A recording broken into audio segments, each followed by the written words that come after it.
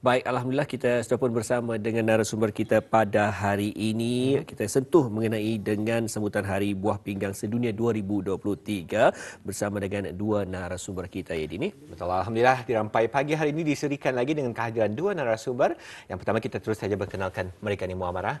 Kita berkesempatan hari ini untuk menemu ramah kedua narasumber kita di studio. Kita bersama dengan Puan Rozita Haji Abdul Latif sebenarnya, merupakan seorang jururawat buah pinggang Kementerian Kesihatan, dan juga bersama beliau hadir di Rampai Pagi hari ini Yang Mulia Puan Dalinatul Salina Haji Ahmed, merupakan seorang pegawai jururawat Kementerian Kesihatan. Apa kata Muammar, kita terus saja menyapa kedua-dua narasumber kita ni Muammar. Betul. Assalamualaikum keduanya. Waalaikumsalam. Apa kabarnya? Alhamdulillah. Alhamdulillah, kabar baik. Alhamdulillah. Dan kami di Rampai Pagi mengucapkan ribuan terima kasih kerana sudi datang ke Rampai Pagi dan menyerikan lagi Rampai Pagi hari ini.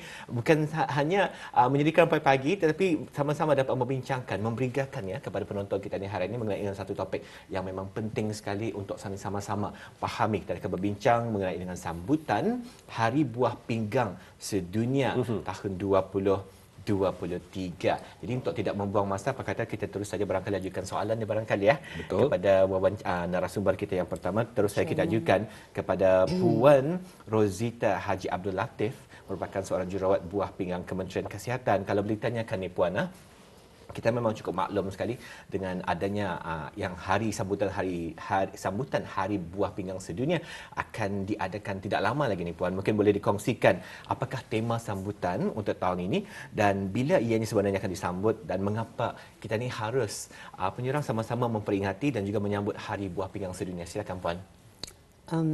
Assalamualaikum warahmatullahi wabarakatuh. Bismillahirrahmanirrahim. Terima kasih juga atas jemputannya.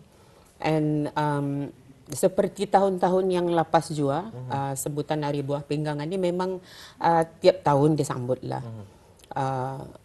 Jadi pada tahun ini, pada tahun 2023, seperti tahun-tahun yang lepas, ianya disambut setiap hari Khamis. Hari Khamis, minggu kedua pada bulan Mac. Jadi setiap saja jatuh bulan Mac itu, minggu kedua, hari Khamis, memang sudah harinya untuk disambut Hari Buah Pinggang Sedunia lah tu. Tapi pada tahun ini, menangkan ianya jatuh pada 9 Mac 2023. Jadi bagi menghormati menjelangnya bulan Ramadan lah tu. Jadinya sambutannya insya-Allah ditangguh nanti sambutannya kepada bulan Mei insya-Allah. Jadi beberapa acara pun diatur nanti akan dikongsi. Jadi pada tahun ini sambutan Hari Buah Pinggang Sedunia membawa tema kesihatan buah pinggang untuk semua. Bersedia untuk sebarang kemungkinan melindungi golongan rentan. Jadi melindungi golongan rentan di sini merujuk kepada pesakit buah pinggang lah tu, pesakit buah pinggang tahap akhir yang mempunyai risiko tinggi untuk dijangkiti kuman, dijangkiti penyakit lain daripada pesakit-pesakit lain lah. Memandangkan diorang ini pesakit buah pinggang yang di tahap akhir ini, diorang mempunyai low immunity system, mempunyai daya tahan penyakit yang sangat rendah. Jadinya diorang ini dikategorikan sebagai golongan rentan. Jadi tema pada tahun ini memang menekankan bentuk kesiapsiagaan petani, especially terutama kami di sektor-sektor kesihatan ini, khususnya yang menangani golongan yang berisiko menghidap penyakit buah pinggang. Terutamanya orang yang mengidap penyakit darah tinggi, yang mengidap penyakit kencing manis, dan juga warga-warga sektor kesihatan ini mesti bertanya juga arah diri sendiri. Adakah kami siap? Adakah kami bersedia menghadapi sebarang kemungkinan, especially orang yang terlibat langsung dengan memberi perkhidmatan rawatan dialisis kepada pesakit-pesakit buah pinggang tahap akhir.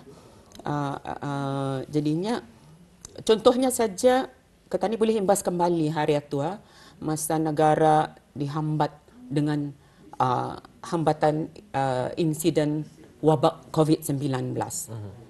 Ianya banyak memberi ketani pelajaran, pengajaran. Nyorang tergegar jo ketani ya.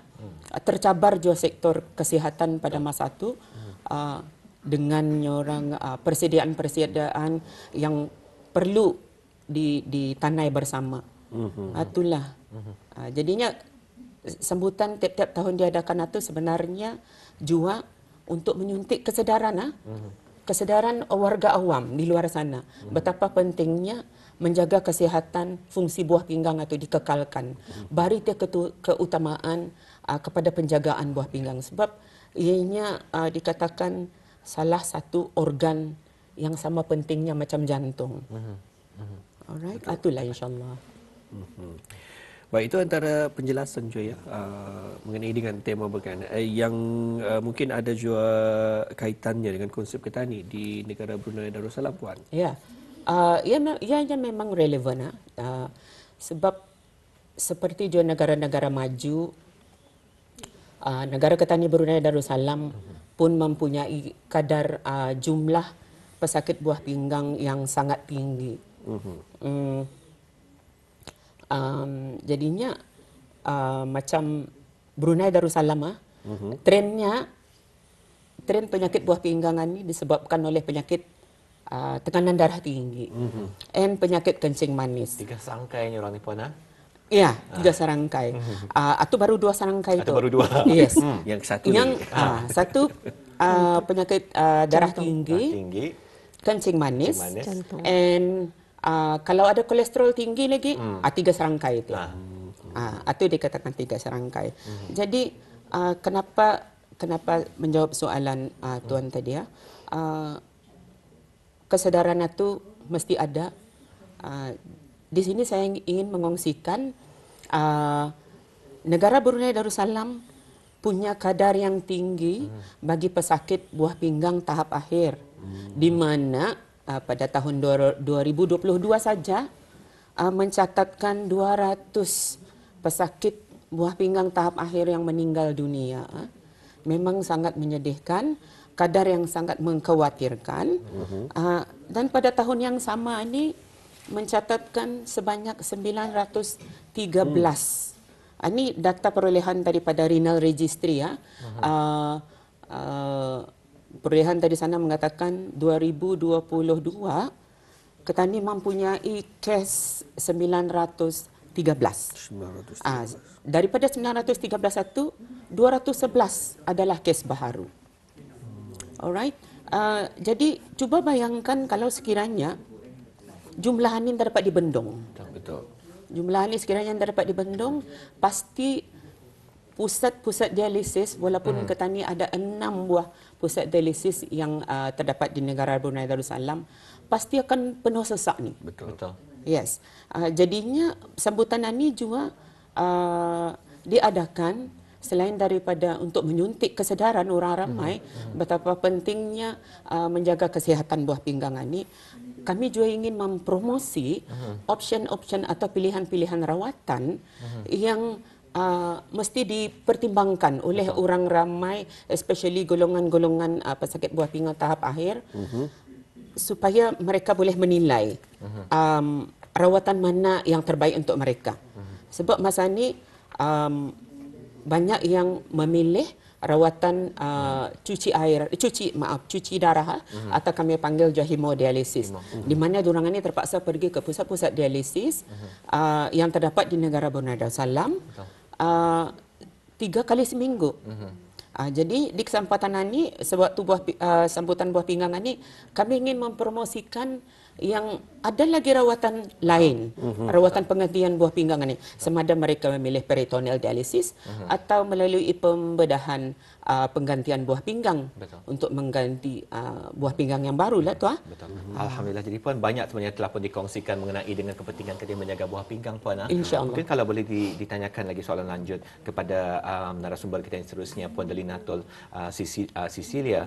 Tadi telah pun dikongsikan oleh Puan Rosita mengenai dengan kepentingan tadi mesti sadar akan penjagaan buah pinggang. Mungkin ada yang menyaksikan sampai pagi hari ini masih tertanya-tanya, apakah sebenarnya fungsi buah pinggang ini?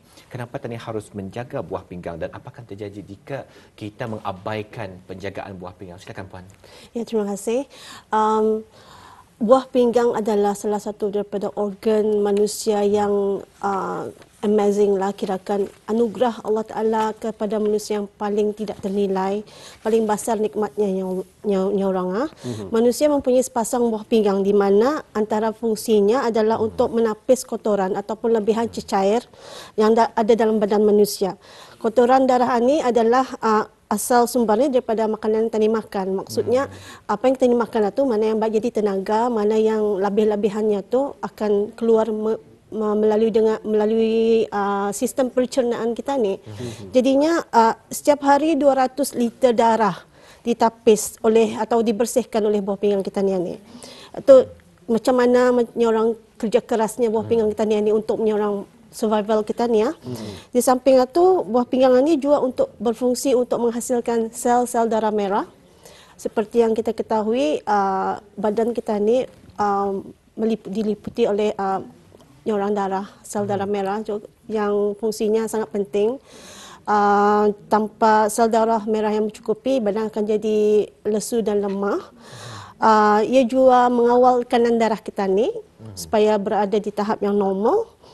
Ia juga menjaga kesihatan tulang kita ni. So banyak fungsinya di samping daripada tugas utamanya yang tadi itu. So jika orang buah pinggang kita ni sudah gagal berfungsi, jadinya badan kita ni akan jadi macam bereaksi dengan cara yang tidak normal. Jika terdapat keadaan tidak normal dalam buah pinggang kita ni, contohnya tahap protein atau darah yang terdapat kesan protein atau darah yang melebihi fungsi buah pinggang itu, jadi kesihatan kita ni akan merosot. Ia bila disebut pasal protein ataupun darah arah buah pinggang ni dalam engkameh kita ni yang kedapatan itu sekarang, ia bukan dapat dilihat dalam mata kasar. Ia kirakan yang microhematuria ataupun microhematuria yang hanya dapat dilihat daripada mikroskop. Jadinya jumlah pesakit kita ni yang tadi disebut oleh rakan sekerja makin meningkat. Jumlah pesakit yang menghadapi ini. Di Brunei saja, dewan yang menghidap penyakit kronik atau yang belum lagi di tahap akhir lah, ada dalam lebih daripada 3,000. So kajian juga mengatakan yang mereka ni dalam penduduk dunia ni dalam 1 dalam 10 ada mengidap penyakit buah pinggang ini tanpa disedari. So itulah yang pentingnya fungsi buah pinggang kita ni untuk diberikan keutamaannya. Baik, Puan. Mungkin ramai juga ingin mengetahui ni, bagaimana cara untuk kita mengetahui seseorang itu mengidap ataupun punya simptom-simptom adanya kegagalan buah pinggang. Unfortunately, buah pinggang ini kalau ia sudah terjejas, kita ni ada menjelaskan, ia ada simptom. Ia tidak di peringkat awal ia ada menunjukkan simptom-simptom yang jelas lah, yang terang dan nyata. Sebab itu ia disebut juga sebagai silent killer, penyakit buah pinggang ni. Jadinya bila sudah di tahap akhir, sekarang baru kedapatan tu sekarang. Tapi kalau di tahap awal tu, selalunya pasien ada macam mengadu macam, kalau kami tanya apa tandanya rasa sakit urin itu ada berbuih macam itulah. So yang pentingnya adalah penjagaan awal tu. Itu yang pentinglah, pemeriksaan awal itu dengan menggunakan mencek air kami saja, urin, untuk mencek air kencing saja. Itu saja yang pentingnya kalau kami melakukan pemeriksaan awal. Baik, untuk seterusnya juga Puan, untuk dapat tadi penjelasan dengan lebih lanjut, apakah antara penyebab seseorang itu mempunyai kegagalan buah pinggang, penyebabnya Puan? Kalau dicakap mengenai dan penyebabnya, kalau disebut mengenai penyebabnya ni, ia pelbagai sebab jua. Tapi sebab utamanya mengikut kajian yang tadi disebutkan oleh rakan sekerja juga disebabkan oleh darah tinggi dan kencing manis.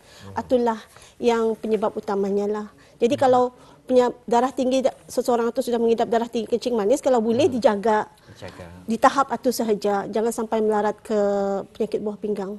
Itu yang pentingnya lah. Sebab itu kalau ada orang darah tinggi ataupun kecil manis, biasanya kalau diorang ni melakukan rawatan, ni orang follow up sama doktor pakar perubatan dengan secara kerap itu yang outpatient department untuk mencek.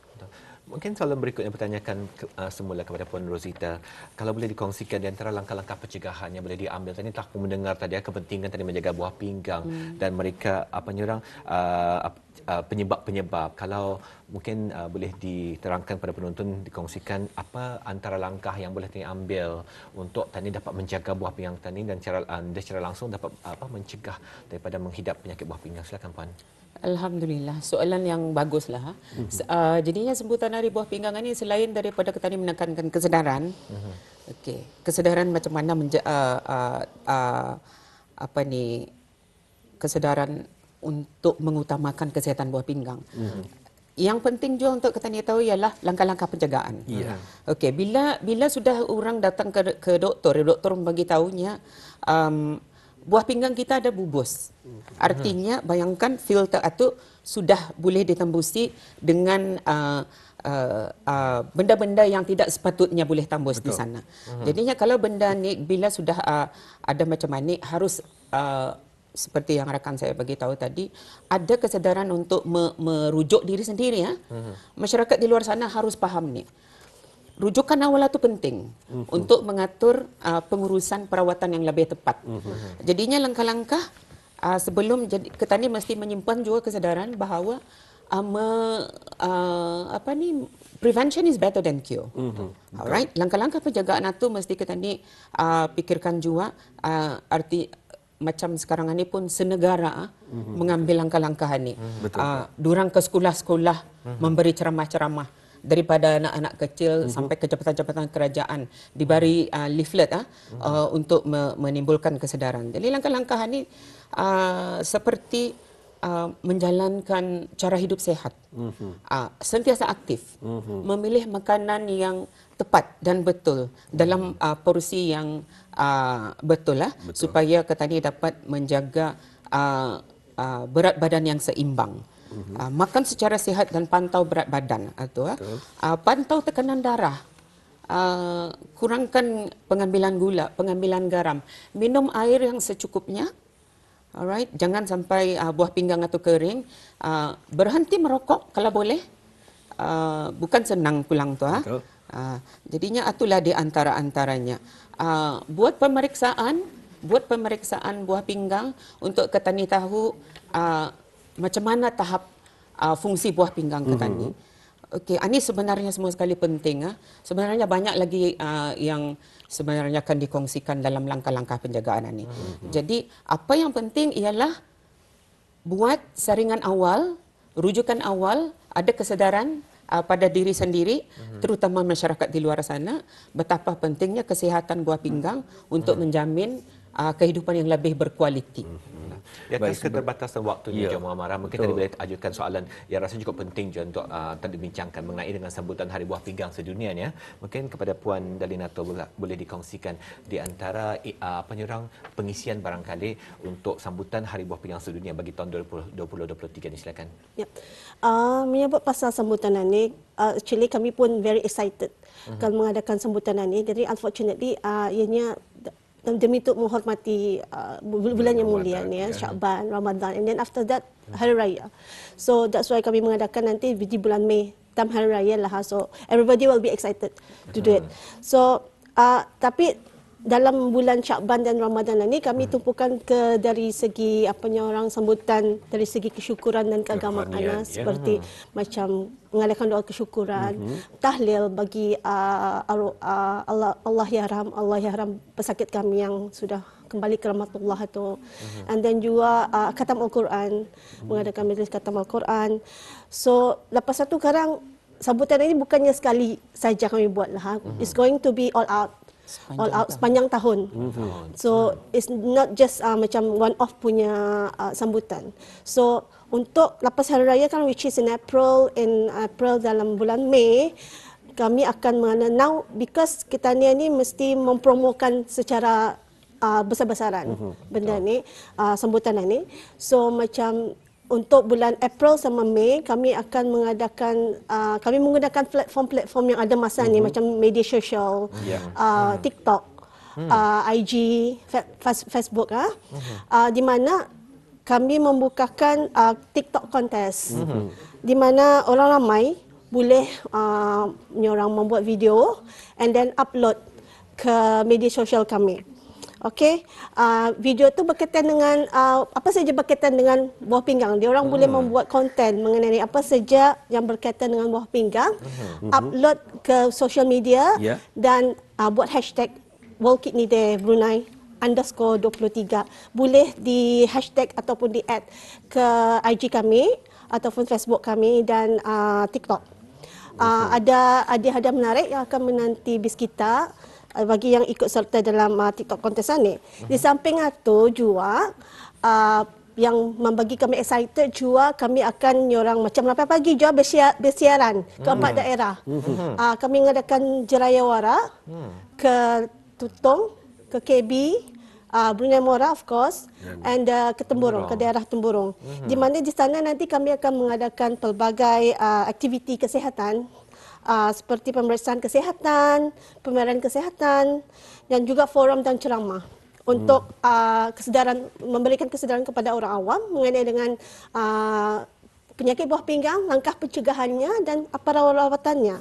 Okay, and then kami juga ada mengadakan permainan games yang mana mungkin akan menarik golongan seluruh golongan kanak-kanak, remaja untuk mengikutinya.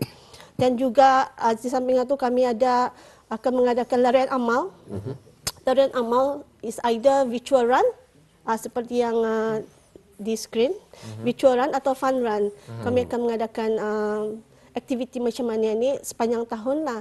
Jadi nanti kami akan memberikan dengan lebih lanjut lagi mengenai dengan aktiviti sambutan ini because it going to be the whole year kan, the whole year. Mungkin untuk soalan terakhir ni Puan, kalau untuk mendapatkan maklumat lanjut, mungkin ada soalan, ada Instagram yang boleh lawati dan sebagainya untuk soalan lanjut daripada penonton?